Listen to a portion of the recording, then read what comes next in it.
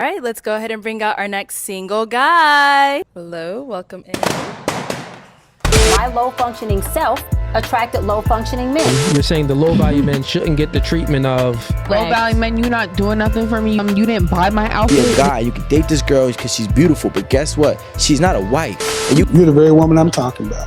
Successful, college educated, 6 figures, but no closer to marriage today than you were 4 years ago. You have sisters who feel like they can emotionally abuse and emasculate brothers if they have more education and income. You're just a smidgen too light-skinned for me. I know I'm light-skinned Do as you well. want to have to work to pay significant bills when you're pregnant, married? No. Men feel that women's standards or expectations are really high. It depends on the maturity level of that man. I'm Ish, I'm 28, and bald is not really my thing. Every time someone meets someone, you're meeting their representative. I know how to turn on the perfect man. And so why did you end up popping your balloon? The vibe is not giving like I could just melt in his arms. Do you expect a guy to pay on the first date? Yes, that's a great question. That is a good question. Should we go around the table with that? We've been out a couple times now, yeah. So I really think it's that time to really ask her, like, JoJo, would you be my girlfriend? absolutely.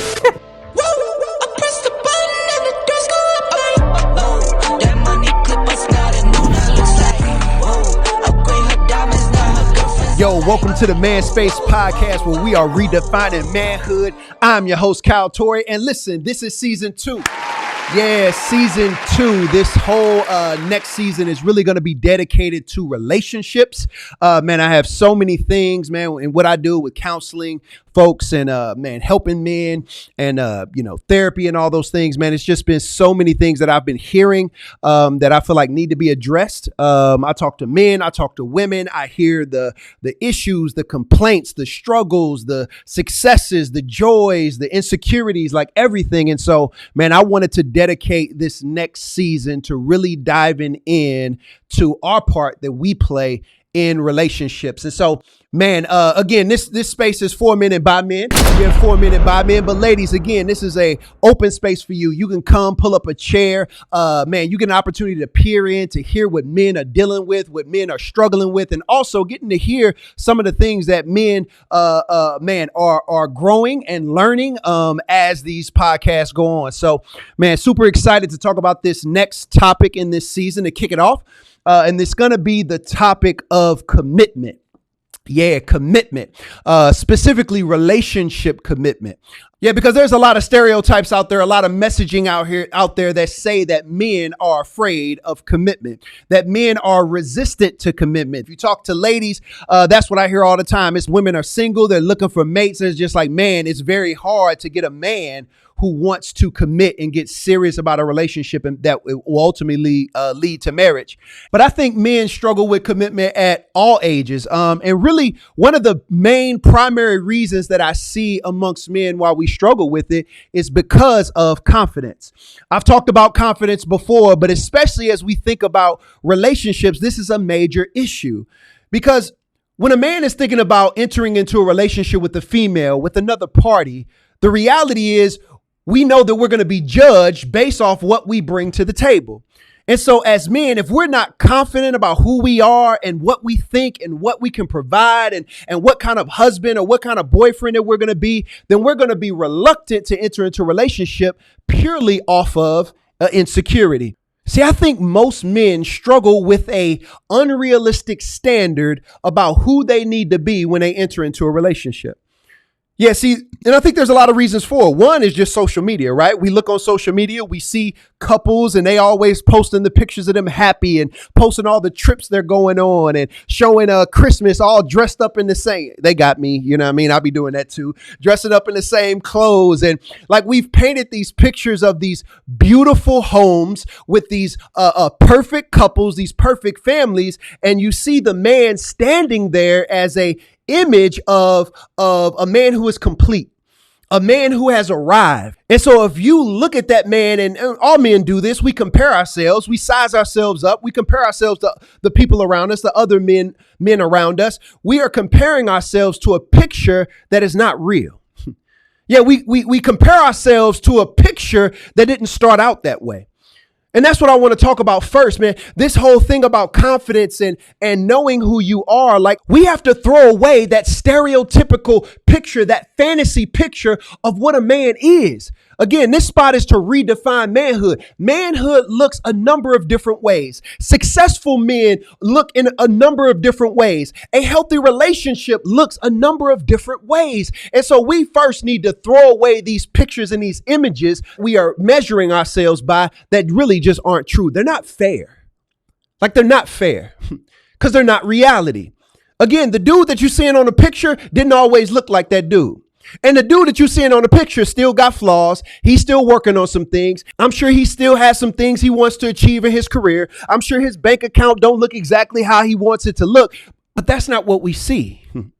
That's not what we see on Instagram. That's not what we see on Facebook. That's not what we see on TikTok. And it's also not what we see in images and movies that we watch. See, the only way we're going to have confidence is not comparing ourselves to the man next to us. The only way we're going to have confidence is not comparing ourselves to this unrealistic standard. No, we have to start from the ground. And so that's what we're going to do today. One of the first steps as men that I believe we need to take is, number one, we need to know who we are. Yeah, we need to know what we bring to the table. And then being okay with that, right? Right? Yeah, you might not be exactly where you want to be in your career. Yeah, your finances might not look the way you want them to look. Yeah, maybe you haven't signed up for therapy yet. And you might not be the most emotionally intelligent person, but that's okay. It is okay to not be a finished product. Hear me, men. It is okay not to be a finished product before you walk into a relationship. That's the issue. Before we want to commit to any relationship, we feel like we have to be finished. You will never be finished. No, you will always be growing. And the issue is that you need to be thinking about finding a spouse, right? Finding somebody who you want to be in a relationship with that is okay with taking that journey with you. And the same thing for you. You need to be okay with taking the journey with them as they grow as well. And so relationships is not about meeting two whole people who are completely perfect, who are completely finished. And so they come together to build on that. No, what happens is in a relationship is you take two people who are growing, two people who are imperfect, and those two people being able to look at each other and realize that you fill gaps and that we're better together. One of the things as men that we have to learn how to do is to block out the noise. We have to block out the outside perceptions that we believe people have about us. We have to be not as worried about judgment. Yeah, men don't want to feel judged. Men don't want to feel lesser than. And so a lot of times that dictates and it creates narratives that we live by that really just aren't healthy. See, the reason why I believe men are struggling in this particular area and feel like they have to be a finished product before they enter into a relationship is not because another man told you that. It's not because your school told you that. It's not because your mama told you that. It's not because your daddy told you that. Yeah, the reason why we feel like we have to be a finished product is because we believe and have been listening to women for years, and we believe that's what women want. We believe that that's their standard. That a man has to be finished and complete and be at this particular point before I'll even consider him in a relationship. And so what happens is that causes anxiety and fear in men.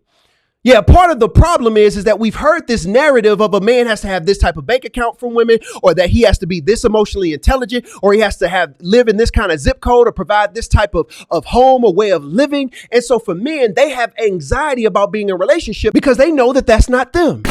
They know that that's not where they are right now. They don't know if they're going to be able to sustain that type of a lifestyle, especially financially, for years and years to come. And so it's better for me to be single and just worry about myself than to be in a relationship and have an opportunity to be looked at as a failure. Yeah, I've talked about it before. Men are terrified of being looked at as failures, especially by women. They can almost handle it from another man, but they cannot handle it from a woman, especially someone that they're interested in or care for. Where does this come from? This goes all the way back to when we were kids. Yeah, see, when we were young and we were little boys, man, all we wanted was to be in a relationship with that girl that you had a crush on back in junior high school, right?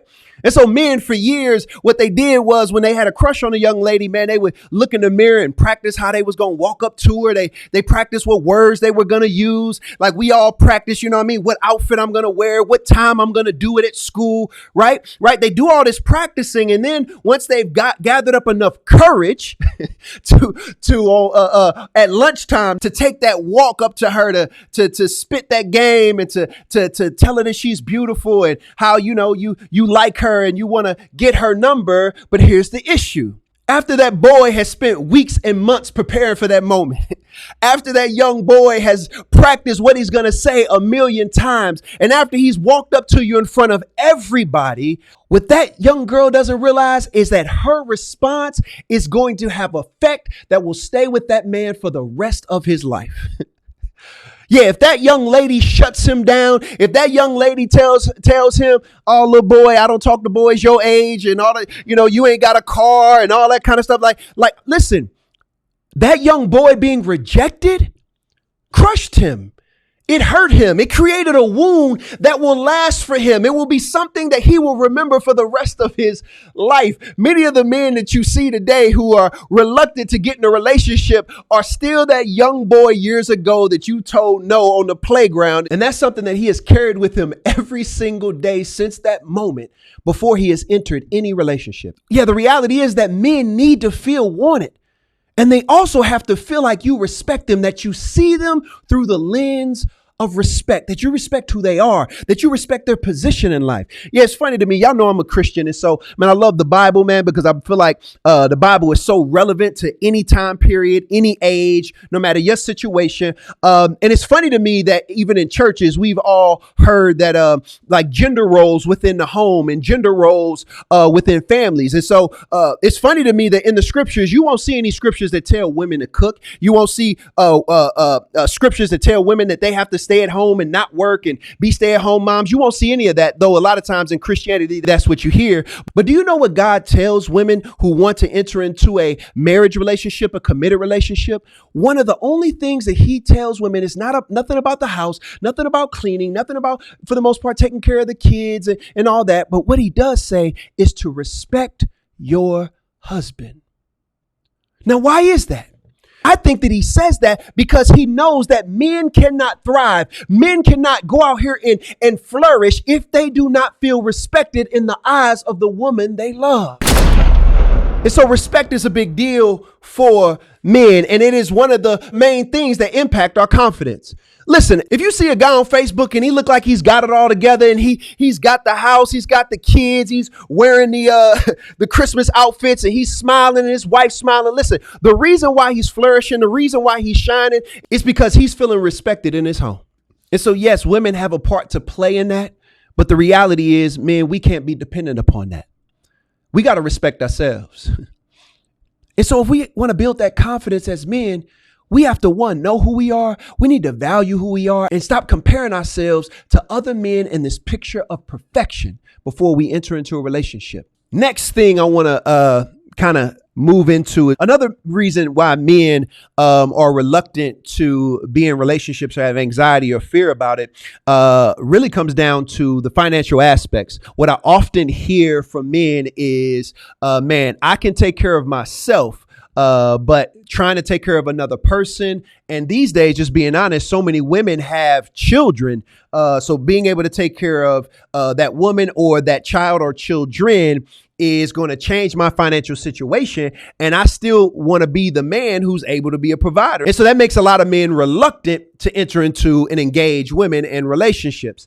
And that's the reality. Like, I don't want to gloss over that because that is true. There are a lot of women who have children. There are a lot of females who already have maybe good jobs. And so they're out traveling the world and posting all these pictures in all these places like Puerto Rico and Cabo and Dominican Republic. And so as a man sees all those things on Instagram, Facebook, or what have you, right, it carries an anxiety because it's like, man, if we go into a relationship, there's going to be an expectation for me to be able to fund and to support that kind of a lifestyle. And what if I can't?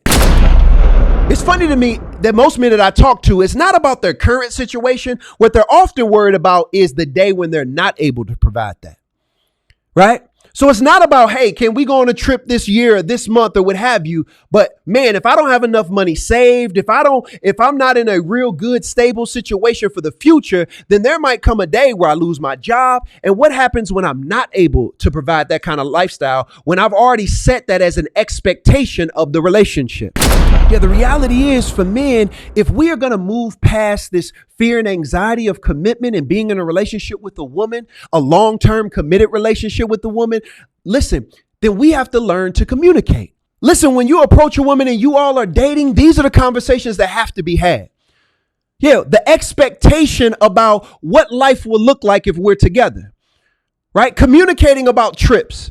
Like, what's a realistic amount of trips to take in a particular year? What is the cost associated with that? What does it look like for us in paying for that? What's the expectation? Is it we split that? Do I pay a certain portion? Also, in the future, if one of us lost our jobs, what does it look like for us to make a plan now of how many trips will we take if one of us lost our jobs? Would that go down to 1? Maybe that year or 0 that year, because we don't want the stress or pressure for whoever lost that job to have to be able to financially commit to traveling. And here's the thing, man. I am a old school dude. I was raised by baby boomers. I was raised by a mom who told me to pay for everything. But also my mom had a communication and had a conversation with me that said that marriage is a partnership. And so, yeah, as a man, you should lead out financially. You should be the one who tries to pay majority of the time. But listen, you should not teach people to be dependent upon you. You should not teach people to take advantage of you. And so a partnership means that financially we are in partnership. And yes, it might be some women out there who are not okay with that, and that's fine. That might not be the woman for you. But what you need to do is to communicate about that ahead of time. Don't set the expectation that you're going to pay for everything and that she's never going to have to contribute to the bills or never have to contribute to a trip. If you do that on the front end, then when you get married, then yeah, that expectation is going to be there. But if you come into the relationship and have a conversation and talk about what does it look like for us to share responsibility financially, even if you lead out, even if you pay more, but what does it look like for us to share that so that we both have skin in the game and so that we both are dependent upon one another, then that's a healthy way to begin a relationship. And it takes away the anxiety that everything is going to fall down on your shoulders. And hear me, man, I know what you see on social media. I know what you see on TV. I know what you see on Instagram and Facebook. But hear me, there are women out there, hundreds, thousands, millions of women who are not superficial, who are not only concerned about what a man can financially provide for them. There are women out there every single day who want to be in a partnership with the man. But the issue is, if we're reluctant to even approach committed relationships because we view every woman through the girl that we saw on Instagram or that quote we heard from a woman saying that she can only be with a man who can provide this type of a lifestyle. If we look at every single woman through that lens, then not only will the good women miss out, but also good men will miss out on amazing relationships and beautiful families. And I'm being honest, in the Black community, we need them. We need them.